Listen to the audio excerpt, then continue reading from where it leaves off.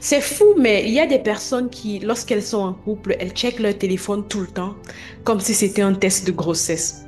C'était le cas avec Ingrid, qui venait de se fiancer et elle checkait son téléphone toutes les 10 minutes quasiment.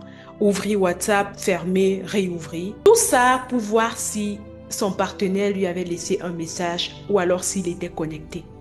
Et chaque fois, elle s'exclamait toujours, mais oh, il est connecté, pourquoi il ne me répond pas? Pourquoi il est en train de parler à une autre ou quoi? Peut-être que tu as cliqué sur cette vidéo parce que tu t'es déjà retrouvé dans ce genre de film-là, où tu actualises ta messagerie pour voir si tu as reçu un message, si on t'a appelé. Alors si c'est ton cas, mais je crois que tu vas beaucoup aimer cette vidéo parce que je vais te raconter aujourd'hui l'histoire d'Ingrid et je vais surtout te dévoiler au travers de son histoire les pièges invisibles qui nourrissent la dépendance affective dans ta vie. Et crois-moi, quand tu vas les entendre, tu vas reconnaître ces mécanismes qui te font souffrir en amitié comme en amour, dans tes relations en général. Et ça, parfois même sans que tu ne t'en rendes compte. Et surtout, tu vas comprendre comment t'en sortir. Je suis Freddy Pascal, passionnée de la psychologie humaine, business et mindset coach. Et ici, je t'aide justement à comprendre les schémas invisibles pour reprendre le contrôle sur ta vie et sur tes relations. Car je pense que plus tes relations sont saines et bien recadrées, mieux tu pourras réaliser tes ambitions les plus mégalos. Et ça dans le calme et dans la sérénité. Alors abonne-toi parce que je vais t'apprendre à reprendre ton pouvoir relation après relation. Et surtout, tu vas comprendre ce qui s'est passé avec Ingrid parce que c'est juste dingue. Elle a commis dans son histoire ces 5 pièges mentaux que je vais partager avec toi tout de suite. Alors, le premier piège mental, c'est le piège du bouton actualiser. Alors, il faut savoir que Ingrid, elle ouvrait son WhatsApp un peu comme d'autres rafraîchissent leur boîte email au boulot. Et voilà, ça c'est le premier piège qui nous maintient généralement dans la dépendance affective. C'est de croire que ta valeur dépend d'un signe extérieur, que ta valeur dépend d'un message que tu reçois, d'un appel. Alors, il y a des gens qui, en amitié comme en amour, ils sont tout le temps tristes, tout le temps anxieux, simplement parce qu'on ne leur a pas écrit ou on ne leur a pas laissé un message ou alors ils ont mis un statut, on n'a pas liké le statut, on n'a pas commenté le statut et du coup ils se sentent mal. Le problème avec ça, c'est que ton cerveau, il devient accro à ces micro-récompenses que tu reçois des fois comme ça, comme un joueur de casino qui attend que la machine crache un jackpot. Cela fait en sorte que tu ne contrôles plus ton attention. C'est un peu comme ton téléphone qui décide si tu vas sourire ou si tu vas pleurer. Et c'est bien dommage de nos jours parce que vu comme ça, c'est bien drôle, mais pourtant c'est une réalité. Nos téléphones aujourd'hui contrôlent nos émotions et c'est une chose des fois qui nous rend dépendants affectifs. Le deuxième piège, c'est le piège de l'auto-accusation. Oh là là, chaque fois que son partenaire ne répondait pas, Ingrid était tout le temps en train de dire, ben, j'ai dû dire une bêtise la dernière fois ou alors je ne suis peut-être plus intéressante pour lui. Est-ce que tu vois le problème là? À ce niveau, tu fais le boulot du manipulateur à sa place. Tu es en train de te rendre coupable sans preuve. C'est un peu comme si tu es dans un tribunal, mais que à la fois tu es l'avocate, le juge et la coupable.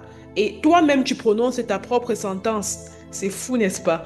Mais voilà justement comment ce piège-là va t'épuiser parce que tu portes une responsabilité, tu endosses une responsabilité qui ne t'appartient pas. Et ça, c'est dangereux. Le troisième piège, c'est le piège des montagnes russes, comme j'aime les appeler. Des fois, ton partenaire, comme celui de Ingrid, lui envoyait un message mignon là. Et du coup, Ingrid, elle se retrouvait là comme flottant dans les ailes, comme étant sur un nuage. Elle répond rapidement, avec enthousiasme et tout. Et là, elle attend 3 heures, aucune réponse. 4 heures, aucune réponse.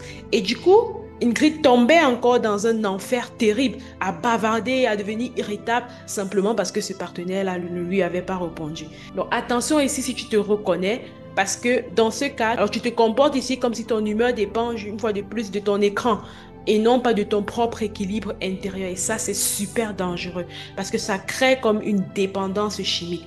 Ton cerveau, lui, il sécrète de la dopamine à chaque petit signe et il en demande encore plus fort. Alors toi, tu te retrouves dans cet engrenage-là à être dans l'attente de ce qu'il va te donner comme récompense. Et voilà, c'est comme ça que tu te retrouves enchaîné. Mais au fond, ce n'est pas lui qui t'a enchaîné. c'est ton propre système nerveux qui est devenu accro à cet ascenseur émotionnel-là. Et ça, il faut le changer. Le quatrième piège, c'est le piège du miroir qui te déforme. OK? Donc, Ingrid, par exemple, est passée des heures à scroller sur des réseaux, à scruter tout ce que son partenaire faisait. Ah, pourquoi il a liké la photo de cette fille et pas la mienne? Ah, c'est sûr qu'il me trompe, c'est sûr qu'il m'aime plus. Alors, le piège ici, justement, c'est quand tu arrêtes de te regarder avec tes propres yeux et que tu adoptes son regard à lui, le regard de ton partenaire. C'est comme ça que ton estime devient justement comme un miroir qui te déforme au lieu de te valoriser. Et là, tu ne te sens plus belle, tu as l'impression, voilà, d'être invisible ou moche, alors qu'en réalité, tu es une personne de valeur, tu es une belle personne. Et c'est justement là le danger. Et justement, le danger se situe à ce niveau que tu n'arrives plus à répondre à cette question simple qui est: qu'est-ce que moi je vaux réellement sans lui? Quelle est ma valeur sans lui? Si on m'enlève cette personne-là, qu'est-ce que je vaux? Alors, avant de passer au cinquième piège, j'aimerais t'inviter à t'abonner si tu te reconnais déjà dans ces 4 pièges, parce que justement, les prochaines vidéos vont t'apprendre à reconstruire ton estime de soi sans vraiment mendier une quelconque forme d'attention. D'accord? Donc, on arrive là au cinquième piège. C'est vraiment le piège du vide intérieur. Je ne vais cesser de le répéter parce que ça, c'est une réalité. Un jour, Ingrid justement a avoué à une proche que, en fait, elle préfère être mal accompagnée que d'être seule dans son lit. Et ça, c'est vraiment un piège qui tue beaucoup de femmes, le piège du vide intérieur. Parce que tant que tu ne nourris pas ton propre cœur, tu acceptes les miettes simplement pour éviter de rester seule, alors que la solitude est une richesse.